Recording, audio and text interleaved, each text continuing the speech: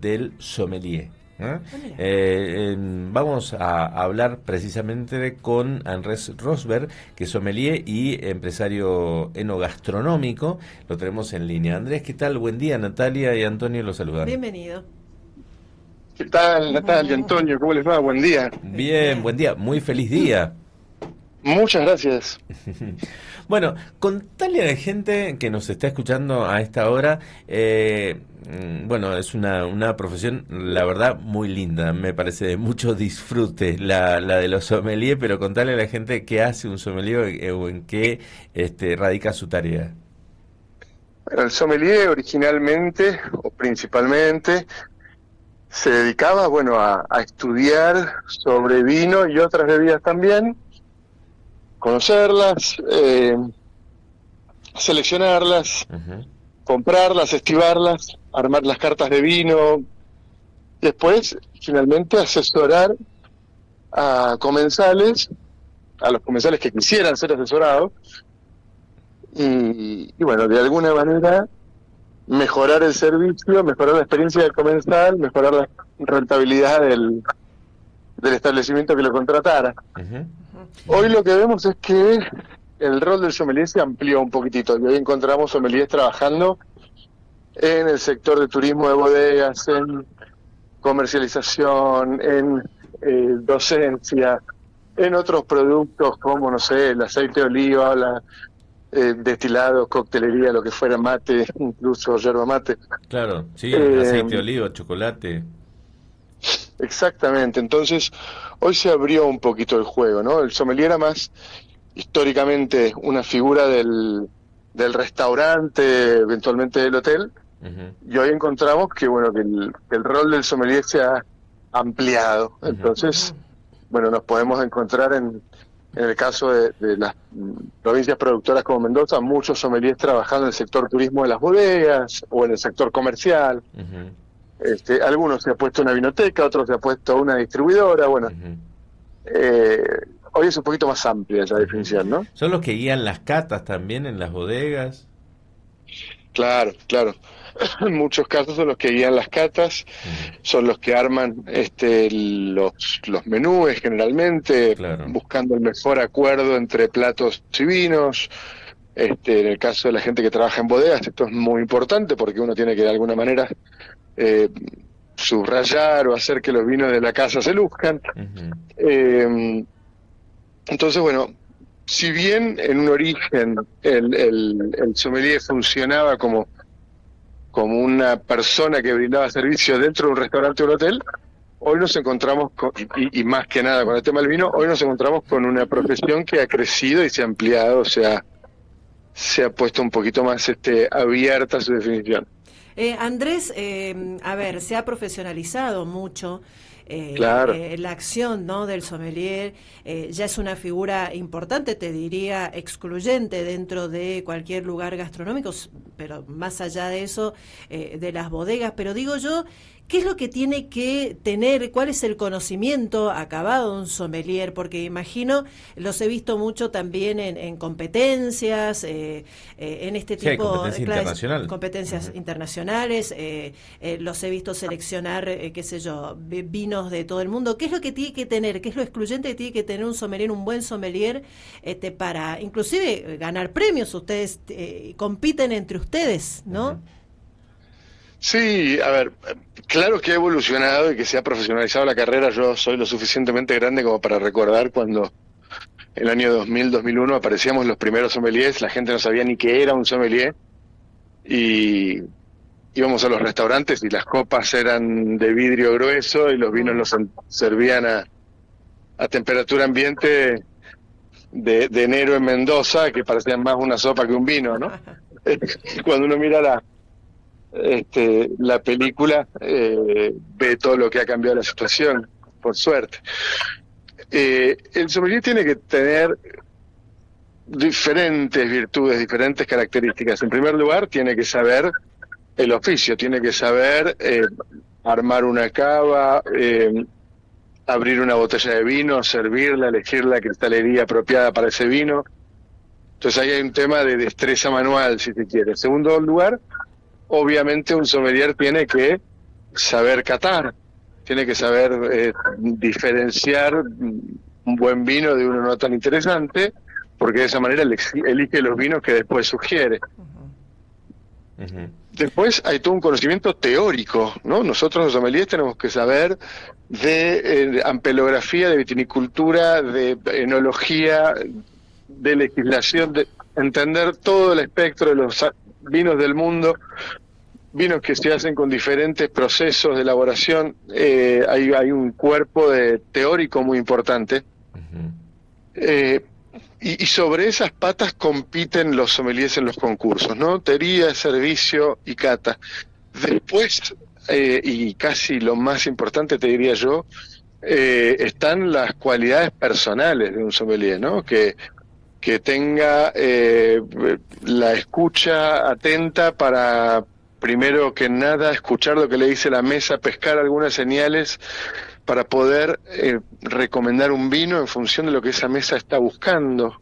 No desconfíen del sommelier que uno se sienta y sin preguntarle nada les recomienda un vino, Claro. sin tener ni siquiera un mínimo de información de qué vinos les gustan o qué estilo de vino le buscan o andan buscando. Hay que tener esa humildad para hacer que la experiencia de la mesa, de los comensales, sea lo que brilla, ¿no? El sommelier no va a la mesa a dar una clase, sin perjuicio de que pueda ayudar o explicar un tema algún comensal que sí lo desee.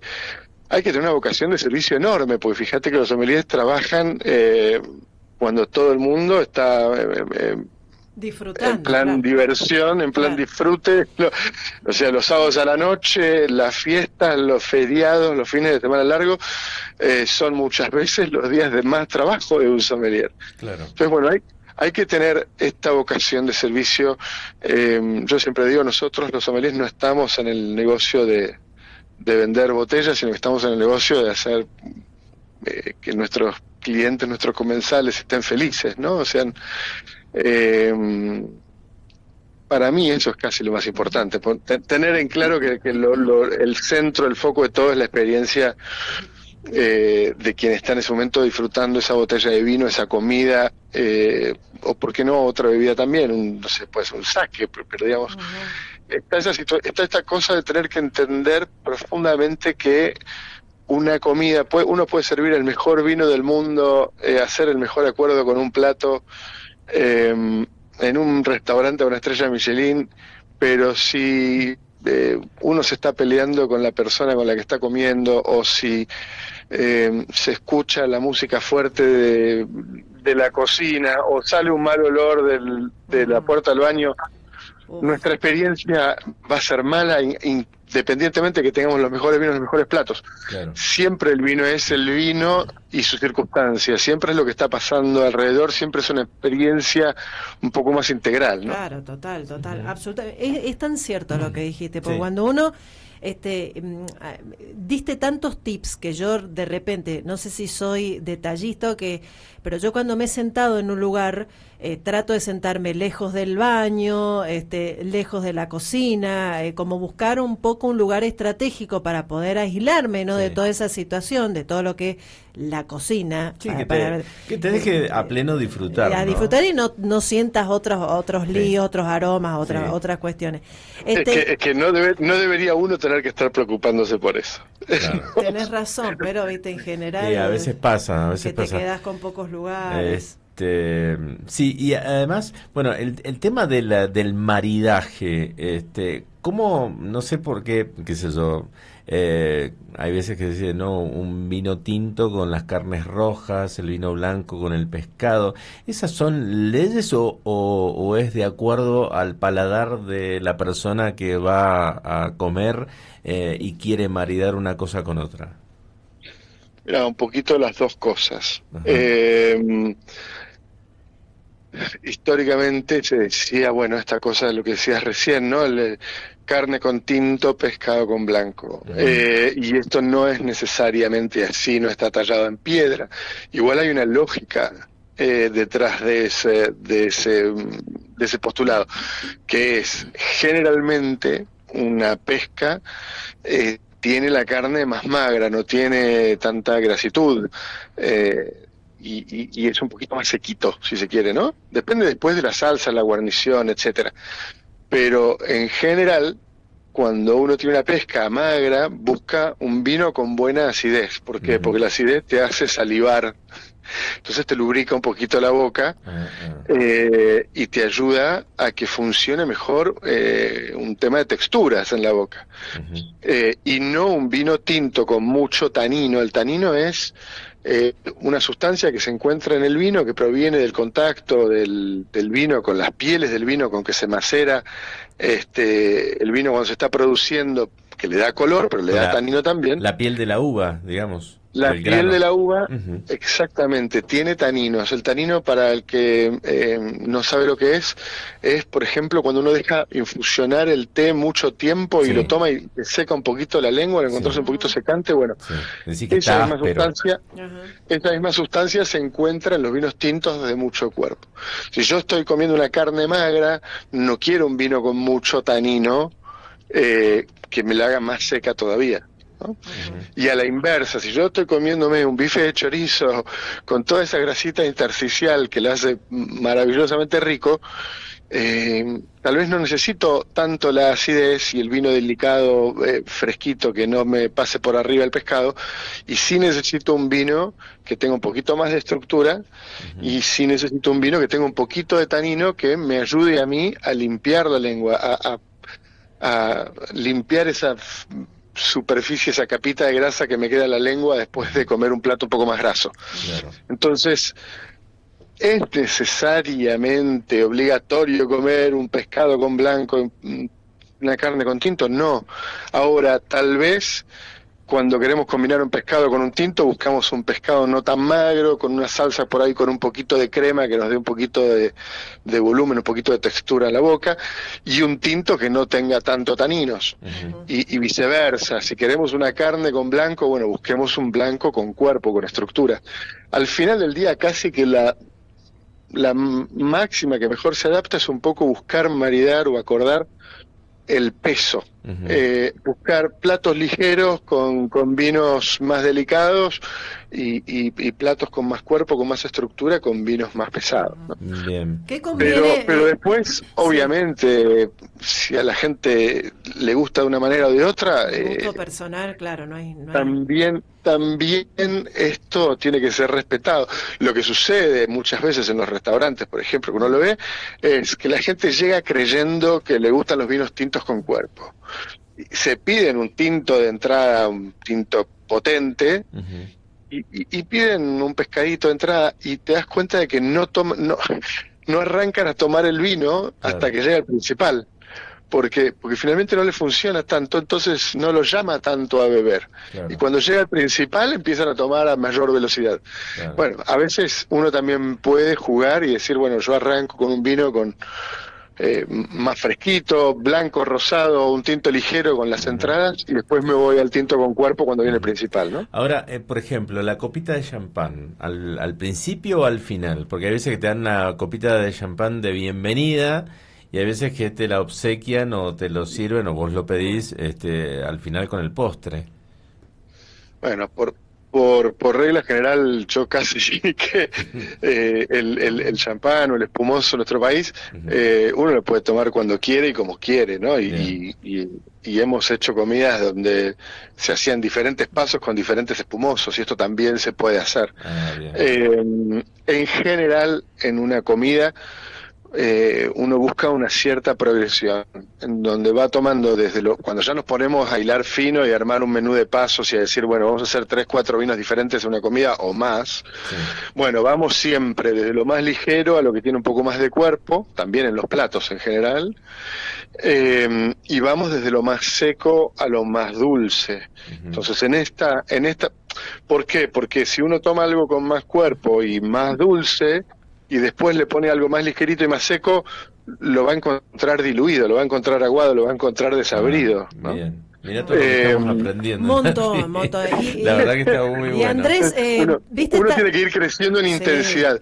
Obvio. Ahora, entonces, el lugar digamos, en general, habitual del espumoso en la comida es antes de la comida o durante los primeros pasos de la comida, a pesar de que se puede hacer múltiples pasos. También hay espumosos dulces que uno los puede comer con el postre. Claro.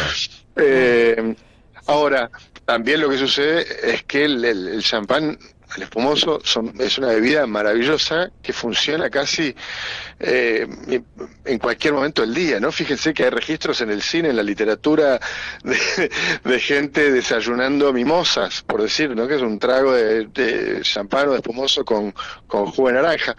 Entonces, bueno, lo que sí también pasa, y es muy común en nuestra cultura, es que después de comer, si uno debe seguir o uno quiere seguir bebiendo, si ya con espumoso, que le permite a uno seguir bebiendo y no pasarse, no sé, a los destilados, que son mucho más fuertes, tienen mucho más alcohol, ¿no? Claro. Y yo tengo la última, porque es una tendencia también, sobre todo porque la gente parece que cuando va a dedicar ese día a tomar, sabe que en algún momento, bueno, tiene que volver, y se está haciendo esta tendencia de mezclar el agua en todo, en momentos, ¿viste? En momentos, como para ir bajando la intensidad de las cuestiones, y si tiene que manejar o alguno de ese tipo de alcohol. Eso. ¿Cómo lo están viendo este tema a ustedes? ¿Qué es recomendable? Y me refiero también al vino. ¿Arrancamos con eso o conviene comer alguna cosita antes de arrancar con el vino ya? Siempre es aconsejable que el vino, y cualquier alcohol en realidad, vayan acompañados de alimento y de agua. ¿Cómo tomamos ese agua? Bueno, a ver, primero como cada uno quiere, ¿no? Pero digamos, es siempre bueno tomar un vaso, una copa de agua y hacer por lo menos una copa de agua por copa de vino. Históricamente nosotros venimos de una cultura en donde era muy común agregarle soda al vino, sí, claro, ¿no? o agregarle hielo que lo diluye también, que está perfecto también. O sea, en verano, a mí hace poquito, yo había ido a un restaurante ahí en Mendoza, en el Valle de Uco, nos tomamos una botella de rosado con mi mujer muy rápido porque hacía calor, era un día muy fresco, muy lindo. Y yo me quedé con ganas de un poquitito más, me faltaba terminar mi principal. Me pedí una copa de vino tinto, el vino tinto que tenían por copa en esa casa, y cuando me lo trajeron, la verdad es que me trajeron un vino que tenía mucha madera, y que era... y la verdad es que de casualidad, o sea, no sé, se me ocurrió decir, bueno, ¿sabes qué? Vamos a pedir una soda, y lo corté con soda y convertí un vino con mucha madera que no me gustaba tanto en un delicioso tinto fresco con soda. Un vinito con soda. Muy bien. De mi copa salieron 2 copas de tinto con soda y la pasé genial. Es decir, no hay que sentir culpa tampoco si uno le gusta diluir el vino un poco, tomarlo un poquito más fresco en el verano. Claro. Pero sí, bueno, obviamente, acompañar con alimentos ayuda a procesar el alcohol. Acompañar con agua ayuda a no deshidratarnos. El alcohol, si uno lo bebe sin beber agua, se deshidrata, y gran parte de la resaca el otro día, si uno bebe mucho, es deshidratación. Claro. Y bueno, y ciertamente si uno bebe, no debería conducir, ¿no? Lo posible. Sí, por supuesto. Después otro día podemos hablar con la mezcla del jugo, el vino y esas cosas, si querés, esos sacrilegios. Para cerrar, ¿es reconocida la actividad de ustedes? Mira, Antonio, nosotros cuando uno mira la foto, la verdad es que a uno le gustaría que hubiera más sommeliers en más establecimientos, que tuvieran mejor pagos, etcétera. Lo cierto es que si miramos la película hace 20 años, uno le decía, yo le decía a mis clientes, yo soy el sommelier, me decían el sommelier, ¿no? Nos decían el sommier, Claro. o yo iba a la mesa y decía, me presentaba, decía, hola, soy Andrés, voy a hacer su sommelier esta noche. Me decían, no, gracias, no voy a pedir el vino más caro de la carta, como si los sommeliers estuviéramos ahí para vender el vino caro solamente. Claro. Los sommeliers estamos ahí para hacer mejor la experiencia de los comensales. La verdad es que al día de hoy ha habido un crecimiento notable, y hoy, un poco como hablábamos al principio, ¿no? Vemos sommeliers trabajando en todo el país. El sommelier, imagínense, cuando yo comencé era casi un fenómeno de dos o tres hoteles 5 estrellas de Buenos Aires y nada más. Bueno, hoy vemos sommeliers trabajando en bistrós, en restaurantes, en bodegas. Hoy la verdad es que vemos que la profesión ha crecido, así que yo debo decir que sí, que ha sido reconocida. Muy bien. Al principio, por supuesto, cuando recién aparecíamos los primeros sommeliers, qué sé yo, algún bodeguero grande no le hacía tanta gracia que un jovencito y encima por ahí porteño le criticara el vino. Pero yo creo que hoy todos entendimos que Claro. formamos parte de una cadena, que nos ayudamos entre todos y que hacemos que el vino argentino crezca, ¿no? Ujú. Bien, te queremos agradecer muchísimo. La verdad que la charla ha sido muy entretenida y bueno, nos encantaría cruzarnos ahí por algún restaurante y que nos recomiendes seguramente alguna cosita para ser más disfrutable, ¿no? La velada. Andrés, muchas gracias. Bueno, los esperamos cualquier día en el restaurante Hornero, en el Valle de Uco, en la Morada Lodge. Si no estoy yo, tenemos igual un par de sommeliers en el equipo, y tenemos más de 600 vinos en la carta para que puedan elegir. Y bueno, mientras tanto, les mando un saludo, muchas gracias por el llamado y bueno, un saludo a toda su audiencia también. Por favor, gracias, un abrazo grande. Hasta Gracias luego. a ustedes. Andrés Rosberg, sommelier y empresario enogastronómico, quien dialogaba con nosotros en el Día del Sommelier. Salud. Las 8:30 de la mañana, ¿vio quién vino?